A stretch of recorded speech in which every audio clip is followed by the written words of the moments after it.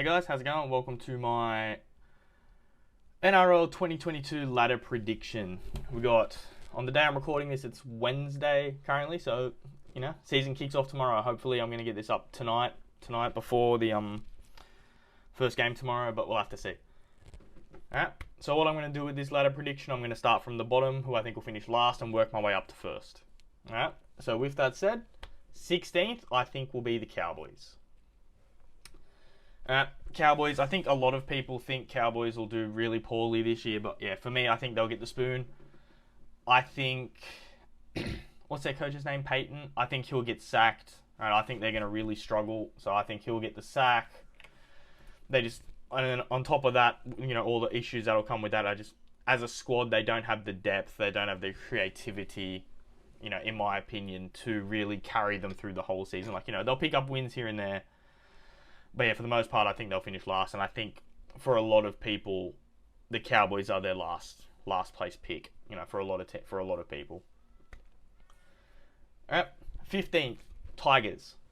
I think Tigers are in a similar boat to the Cowboys, at least until Dewey comes back. But even when Dewey comes back, I think it'll be too late. Then the morale of the club will just be dead, and everything will be screwed. All right, I wouldn't be surprised if Madge gets sacked by the end of the. By the end of the first half of the season, after 10, 12 games, I wouldn't be surprised if he gets the sack, just because, there's so many issues at the Tigers, and instead of looking, up at the board level and stuff like that, they always look at the coach and be like, nah, the coach is the problem, and then they ship him on. So, yeah, I wouldn't be surprised if Madge gets the sack. I don't think he deserves it, but yeah, I wouldn't be surprised if he does. So, yeah, Tigers for me, similar to Cowboys, not enough squad depth. There's issues around the coaching if the coach were to get sacked, which I think there's a high chance they will. Alright, they'll be down the bottom, they'll be fighting. Alright. And then the next one for me, these next three, I'll say, could be in any order.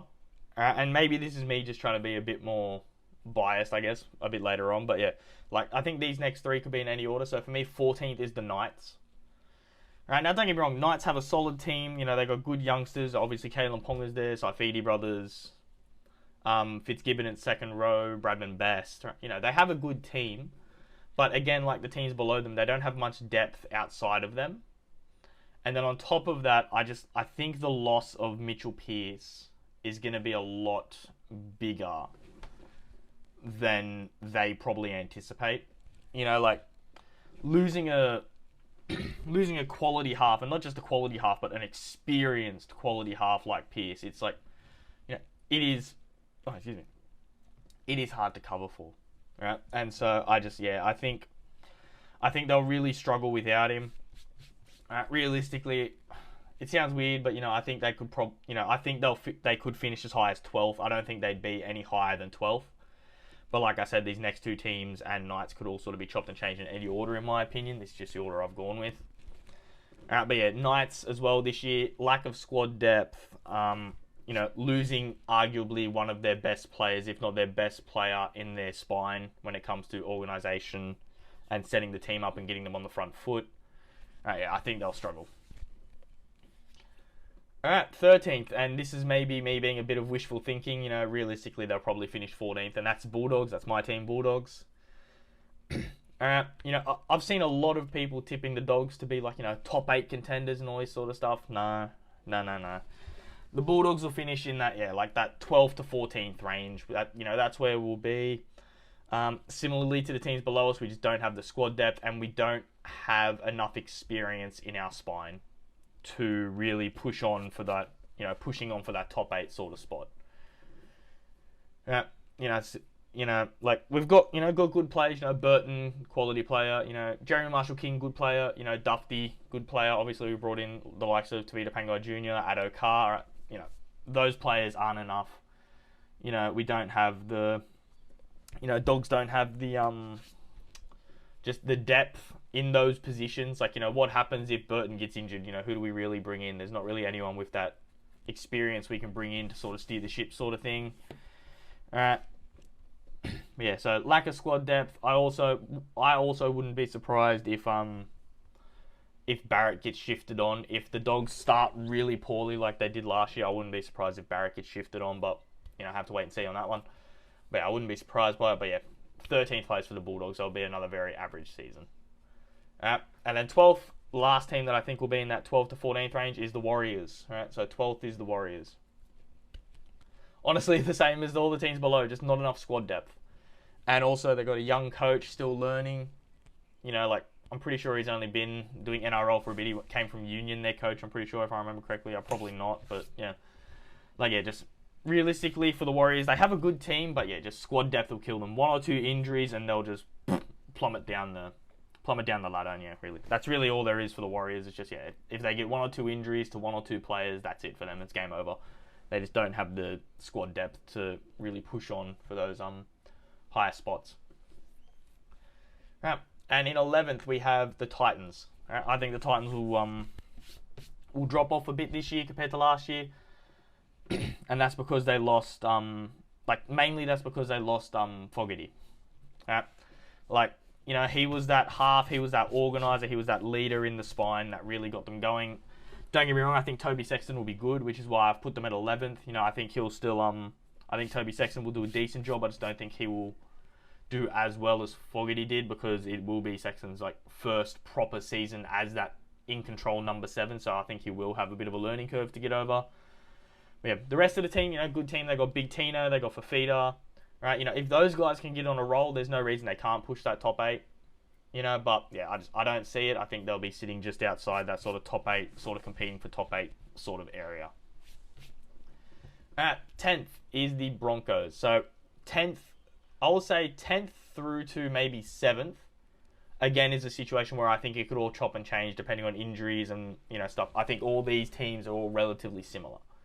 All right, but yeah, and 10th starting off is the Broncos.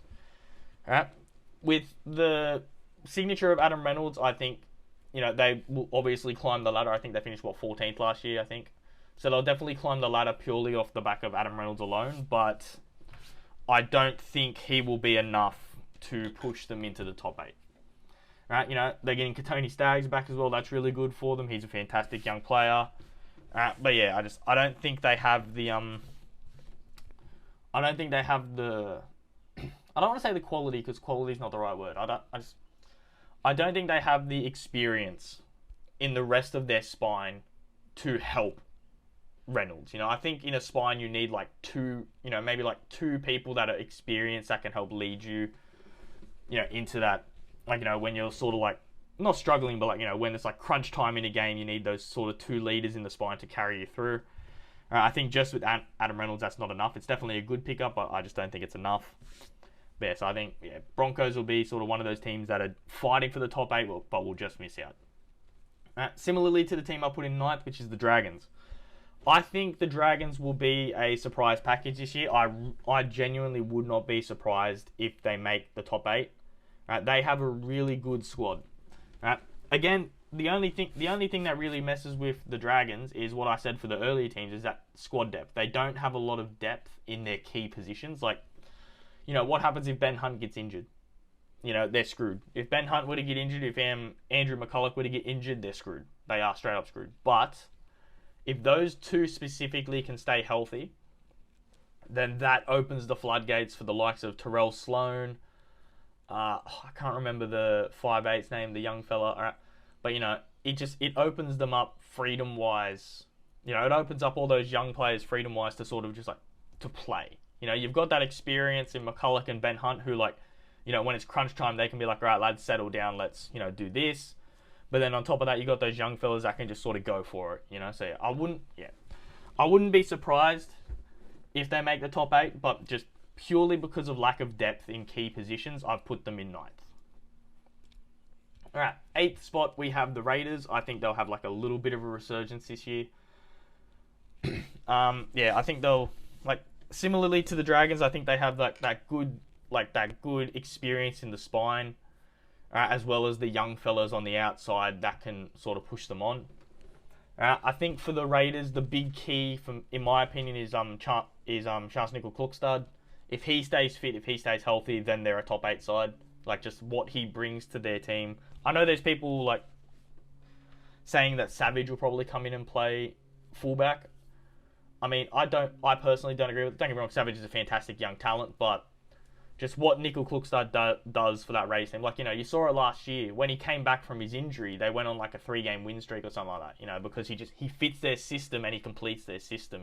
So yeah, with him back, if he stays fit, if he stays healthy, then I think they make the top 8. But if he gets injured, they could very easily drop out, and then the likes of Broncos or Dragons could push up and push in. All right, 7th is the Rabbitohs. I think the Rabbitohs will have a bit of a fall from grace. For anyone that saw it, there was that little bust up at training already, between Latrell and I don't know who else it was. But yeah, there was that little bust up. Under Bennett, that wouldn't happen. That just would not happen. So it's clear to me that this new coach, he's still finding his feet, which ultimately could cost them. That he's finding his feet. Especially when you're a top 8 side that are pushing on for that top 8. And then on top of that, they've lost Adam Reynolds. I feel like a lot of people just be like, oh, they got Cody Walker, they'll be fine. No, don't get me wrong, Cody Walker's a fantastic player, but he's not a director. He's not the team organizer. He doesn't get them where they need to be. He just plays off the back of what's happening. So yeah, I think Adam Reynolds will be a big loss for them. So yeah, I think they'll still make top 8 pretty comfortably in my opinion, but they'll definitely drop down. All right, 6th, I have the Sharks. I think the Sharks have recruited fantastically this year for the positions they need. Like, Nico Hines, Dale Finucane. There's one more I can't think of off the top of my head. But yeah, they've recruited fantastically. They've recruited the players they need in the positions they need them. Right, so I think they'll... Craig Fitzgibbon. Bringing in Craig...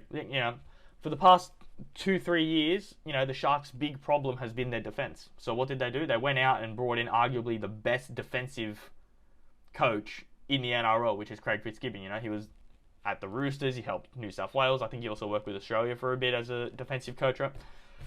So they brought him in to just really organise that defence, set them up. And so if he's got the right people around him to help him sort of hone his craft in attack, then yeah, they could genuinely be a force to be reckoned with this year. Right? Will Kennedy at the back, he's phenomenal. I think he's fantastic. I think he's very underrated by some people. He had a very good season last year, but I don't think people give him enough credit. But yeah, Sharks, fantastic team. Depth-wise, they're pretty solid. Obviously there are a few areas where they need a bit of extra players, but depth-wise, I'd say they're decent. So even if they were to lose 1 or 2 players, they can bring people into cover. So yeah, I think Sharks will be not necessarily a surprise package, but I definitely think they'll be up there in that top 6 this year. And then 5th is Manly. Right, I have Manly outside of my top 4 this year because I think teams are going to finally catch on to how to handle Turbo. Don't get me wrong, Turbo as a player, he's that good that even if you do try to plan and organise, you can't stop him. Right? But, there are ways to limit him. And I think teams will find that out, so they'll sort of drop down a bit because, if you can stop Turbo, you can stop Manly. Right? But yeah, I still think, just the skill that Turbo has, Cherry Evans, Kieran Foran, Morgan Harper's a fantastic player, Jake Travojevic, Schuster when he comes back, he's a game changer for them, so with a full squad, they're a top 5 side, and they have good depth off the back of it. They got, what's his name, the young fella, Couture or something like that. I can't think of his name. He's like a center winger, fullback. I think he's on the bench for the first game this season. So they have the depth, they have the players in the starting, 17. So yeah, I think they're a top 5. I think they're a shoo-in for the top 5. And then 4th is Eels. This year is the Eels' last chance to really push for a grand final, in my opinion. And I definitely think they could do it. I have Mitchell Moses as as a smoky for the Dally M. I think Moses is going to have a fantastic year this year. He built last year, and this year I think he's going to just take off. Well, at least that's what I'd like to see because, I like Moses. I think he's a good player. Yeah, so I think depth-wise, I think, like some other teams, they need a bit of depth here and there, but for the most part, they are a very strong squad of 30. They have cover in pretty much everywhere they need it. Right, you got Gutho at the back with that leadership. Obviously Moses in the halves. Reed Marnie, in my opinion, top 3 dummy halves in the competition. Right, I don't think he gets enough credit with the way he organises the Eels, and then gives Moses that freedom to play. All right, and then on top of that, Junior Paulo, Papali'i, they have weapons and attacking power across the park. And on top of that, defensively, they are quite strong as well. So, yeah, for me, Eels, easy top 4. And third for me is the Storm. I think that's pretty self-explanatory, right? I think most people would have the Storm in their top 4. They're just, they're a dynasty. They're, what Craig Bellamy has done at that club and what he's turned them into is nothing short of amazing, right? Just like, he turns average players into superstars, and that's why, the squad depth that they've got is insane. Because, let's say Jerome Hughes gets injured, they just bring in, Cooper Johns, right? Another fantastic young talent coming up that will play in the Storm system to perfection. Paps gets injured, they can bring in Nick Meaney, or, they move Munster to fullback, put Meaney at 5'8" or something like that. There's rumours that Meaney's going to be playing 5'8". Round 1, I don't know if it's true, but yeah. So, yeah. Melbourne, I think, pretty self-explanatory, easy top 3 for me.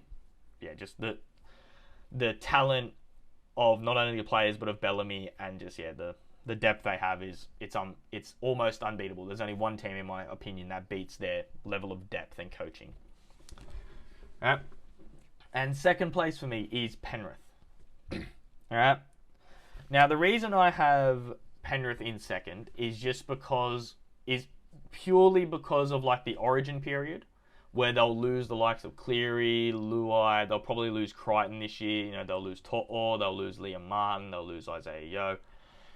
And now with the likes of Burton and a few other players having left, like Capewell, right, as well, with a few players having left, they don't have that cover in those positions to that standard, like that Burton and a few others had. So I think that will sort of hurt them a little bit, but overall, again, their squad is fantastic. The players they have in their team is fantastic.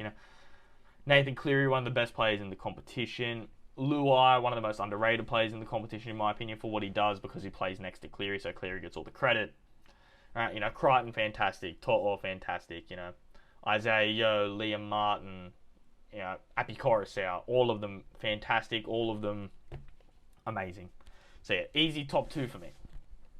Right, and then first place, my minor premiers are the Roosters.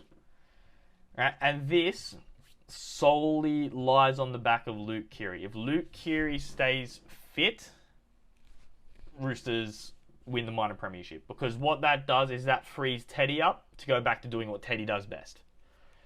Right, losing Keary last year was a big thing for the Roosters, because they just didn't have that They didn't have that experienced cover, and especially losing Jake Friend at the same time, and Boyd Cordner, right? They lost a lot of experience last year, all in the space of like a couple of weeks, and they still finished well. I think they finished 5th last year.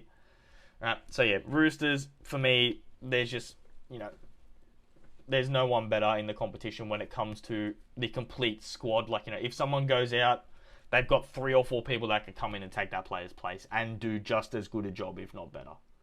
So yeah, for me, Roosters are the easy first place for me. And then just because I'm sure people will probably wonder, they usually wonder with these sort of predictions, my grand final, I think it'll be Storm Roosters, with the Roosters winning. Yeah, I think Roosters will win the premiership this year, again, because of what I said before, just the pure amount of depth, the pure amount of talent they have in that side. I don't think they are beatable. Yeah. But yeah, so Roosters for the minor premiership and premiership for me. Alright. But yeah, that's my ladder predictions. Let me know in the comments yours. If you agree with mine, disagree with mine, why you agree or disagree. On top of that, if you liked the video, that's great. If you didn't like it, let me know why. Let me know what I can do to improve it. Again, for Rock, make sure you smash that subscribe button and hit the bell or whatever crap it is. I don't know. Oh god, I hate saying that. It sounds so stupid, but yeah. Yeah, that's my ladder prediction. Yeah, let me know what you thought about it. Let me know yours. And yeah, hopefully I can record a couple more videos today. I've got a bit of free time before I have to go to uni. So hopefully I can get 1 or 2 more videos recorded. But yeah, with that said, guys, take it easy again. Have a good one.